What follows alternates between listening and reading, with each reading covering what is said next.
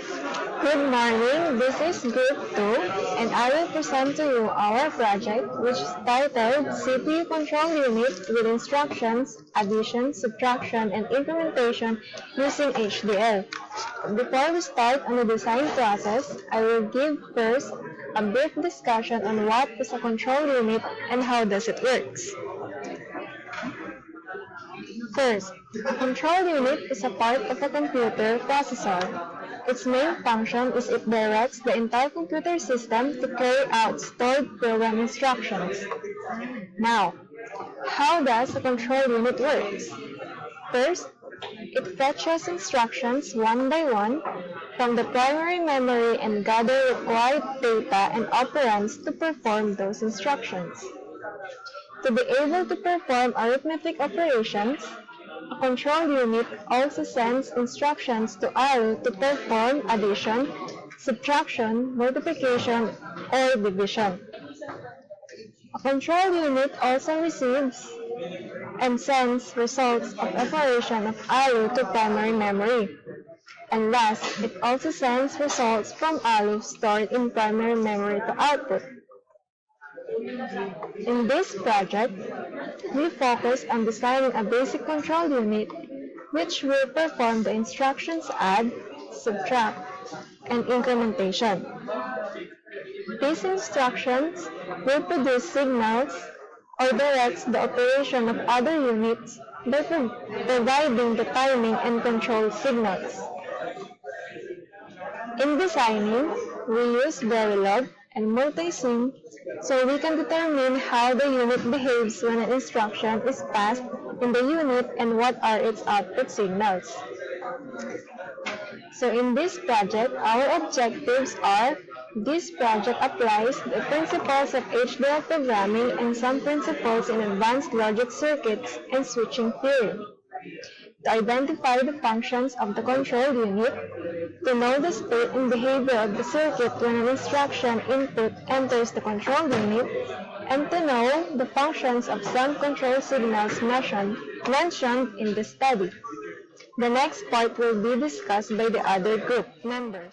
Hi, I am Dave Lester B. Zulueta and I will be discussing about the review of related literature. So first, we have the hardwired control unit. Now the hardwired control unit, it is the control hardware that can be viewed as a state changes from one state to another in every clock cycle depending on the contents of the instruction register, the condition codes, and the external inputs. Now the outputs of the state machine are the control signals, and the sequence of the operation carried out by this machine is determined by the wiring of the logic elements and hence named as hardwired. Now according to Vishesh Bajpayee's article, hardwired control unit is faster than microprogrammed control unit, another method of designing a control unit. Next, we have HDL programming. Now in this design project, we have used the Hardware Description Language, or HDL. So what is HDL? It is a specialized computer language used to describe the structure and behavior of electronic circuits and most commonly, digital logic circuits. Now this type of language enables a precise detail of an electronic circuit that allows for automated analysis and simulation of an electronic circuit. And next we have the index terms. So a control signal, it is a sequence of digital values whose variation represent coded information. And the timing, these are electric pulses generated in the processor or in external devices in order to synchronize computer operations. And last, we have the instruction. It is an order given to a computer processor by a computer program. So once again, I am Dave Lester B. Zulueta, and thank you very much. Morning, ma'am. My name is Johan Mendoza, and I am here to present our design of experiment for COE133L HDL programming, which is entitled a Control Unit with Instructions Add, Subtract, and Increment using HDL. So here you can see our control table. So the control table contains the instruction form add, subtract, and increment. In every situation of the simulation of an instruction, different control signals are set. The control unit will only stop when the halt instruction is pressed in the IR. However, before these add, subtract, and increment are to be simulated, it will always start to fetch the instruction from the memory and put the instruction in the instruction register. So this is always done in the first two steps of the instruction cycle, regardless of what instruction is being simulated. When that happens, the clock will stop, and every operation in the control unit will also stop. Okay, next will be our combinatorial circuit. Observe that in this table only lasts up to 4. In our table, it only lasts up to count 4 and resets again after. This is because the instruction cycle for add, subtract, and increment only occupies up to count 5 of the cycle, so the rest is omitted from the cycle. Next is our counter T flip-flop. So for our counter T flip-flop, this here shows the behavior of the 3-bit counter using T flip-flop. And below we can see the excitation table, which we used as reference for the T flip-flop. Next is our decoder. So our 3-byte decoder, which is synchronized with our 3-bit counter. Next is our control unit block diagram. So this diagram shows the control unit, which consists of the main components: decoder, instruction register, step counter, program counter, and again the decoder. The block diagram also shows that the output of this control unit would be the control signal. And lastly, our control unit Verilog simulation. And since Verilog is a modularized type of programming, each module has its own behavior dependent on what type of code is on it. We divided the modules on each component used in the control unit.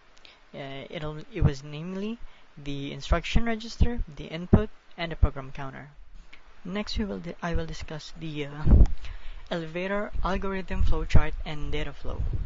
So here you can see the elevator request data flow diagram, in which initially the program would be on halt, and it would decide whether to proceed or stop by means of yes or no.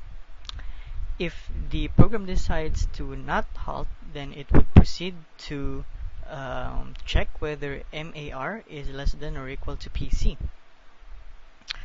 And if it is, then it would proceed to check whether IR is less than or equal to PI, as well as PC is less than or equal to PC plus 1. If both are true, then it would proceed to add. And now we will decide whether to add yes or no. If yes, then A would be equal to less than or equal to A plus an unknown value.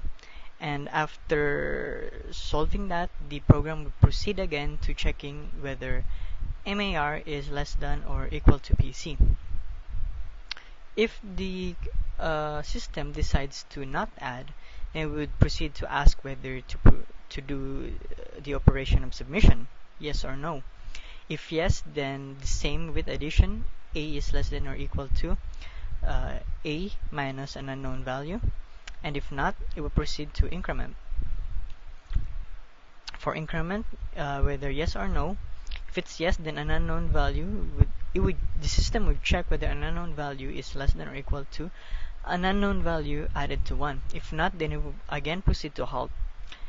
And now, if the program initially decides to be on halt, then it would go on idle. And afterwards, it would decide whether to run the program or not. If it doesn't decide to run the program, then it would go back to idle. If it decides to run, then again it will proceed to checking whether MAR is less than or equal to PC. And thus the program will loop until the code is terminated. Good day, I'm Orlando Luis Di Balata, and I'll be presenting the results and discussion of the design of experiment for a control unit with 3 instruction sets, namely add, subtract, and increment.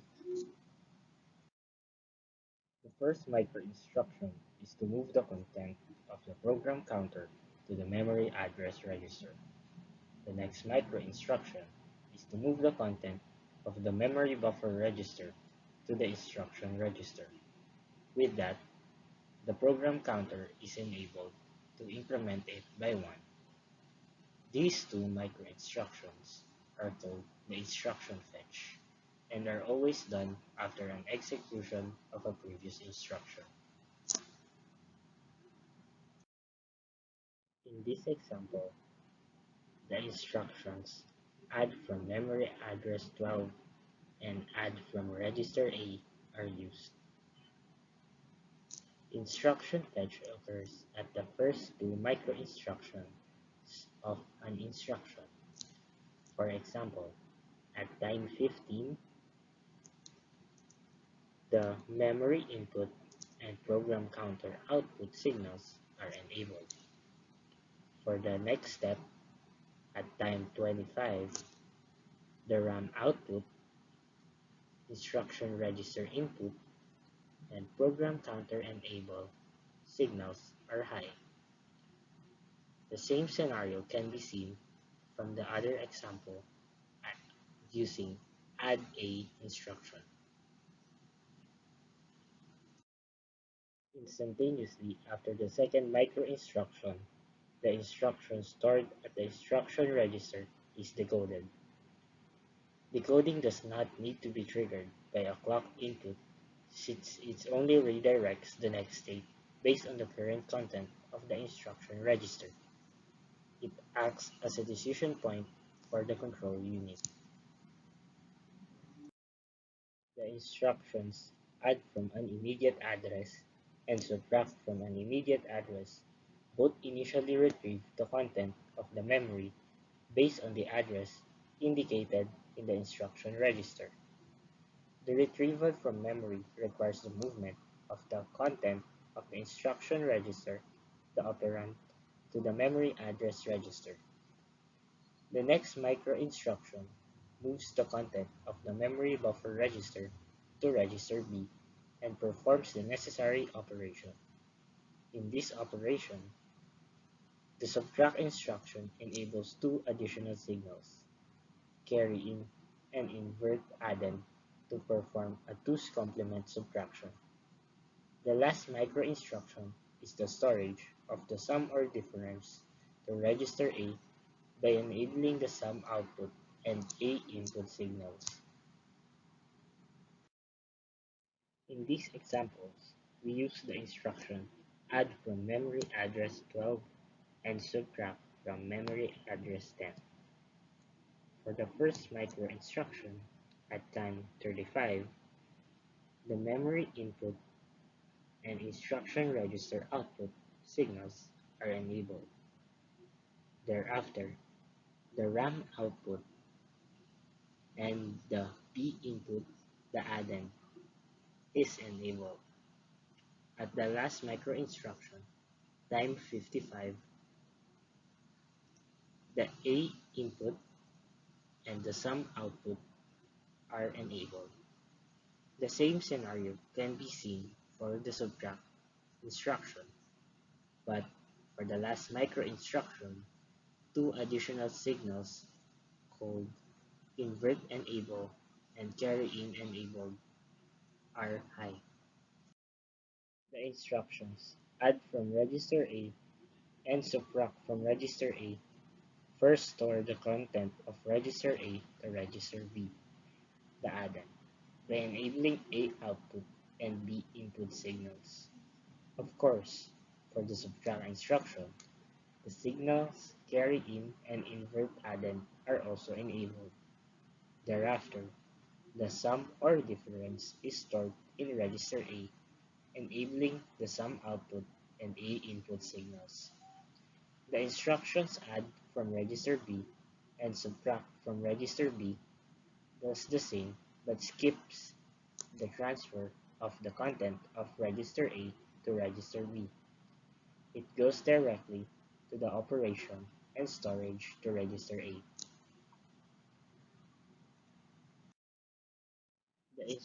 The slide shows the add from register A and subtract from register A instructions.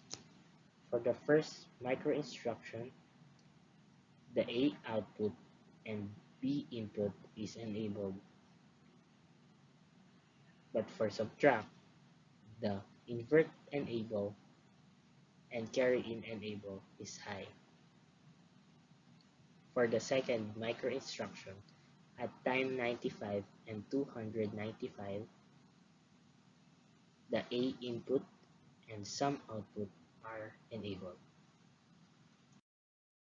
This slide shows the add from register B and subtract from register B instructions. These instructions only need one micro instruction. We can see that it only stores the output of the sum to register A. For example, at time 135, the sum output and A input is enabled. The same scenario can be seen at time 335. The instructions add from an immediate value and subtract from an immediate value first stores the content of the instruction register, the operand, to register B by enabling the signals instruction register output and register B input. After that, the operation is done by either enabling or disabling the carry-in signal and invert added signal. On the next clock cycle, the sum is stored to register A through the A input and sum output signals. For this example, we can see the add 3 and sub 2 instruction. For the add 3 instruction, it first enables the instruction register out and B input signals. After that, in the next step, the A input and some output are enabled. The same scenario can be seen for the sub2 instruction. However, the invert enable and carry in enable signals are high. The instructions increment register A and increment register B requires only one micro instruction, excluding the instruction fetch. For increment register A, the control unit disables the input for the addend, register B, and enables the carry-in signal. Together with that, the resulting sum is stored back to register A through the sum output and A input signals. For increment register B, the OGM register A is the one disabled, and the sum is stored in register B, enabling the B input signal instead of the A input signal. In this slide, we can see that the increment instructions uses only one micro instruction after the instruction fetch. For example, for increment register A, the A input, carry in enable, sum output, and B disable are all high, while for increment B instruction, the carry in enable, the sum output, the B input, and the A disable signals are high. Good day everyone! Here I'm going to discuss about the CPU control unit with instructions add, sub, and inc using HDL. But first of all, I'm going to give you some little information about this topic. Control unit or CU is a component of computer's central processing unit that directs the operation of the processor. It tells the computer's memory, arithmetic logic unit, and input-output devices how to respond to a program's instruction. A control unit has the instructions such as a load, add, subtract, increment, decrement, jump, and halt that produces signals or directs the operation of other units by providing timing and other control signals. This paper focuses on designing a CPU control unit which implement the instructions add, sub, and inc, using Verilog and Multisim. In designing this control unit, we can determine how it behaves when an instruction is passed in the control unit and what signals are affected. The conclusion of this topic. The control unit is the one responsible for the data flow between the process and memory peripherals.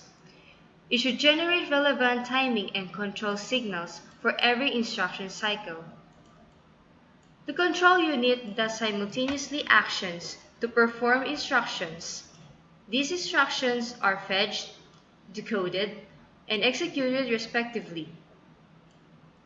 Each instruction is assigned a unique code, often known as opcode, which will be recognized by the processor if it's add, subtract, or increment instruction. My recommendation for this topic is, to further improve this project, it is recommended to implement other instructions other than add, subtract, and increment in the control unit. To preserve the instruction time that the control unit will execute an instruction every clock cycle, future researchers should try to implement 1-byte instructions for the control unit to process. And that's all. Thank you.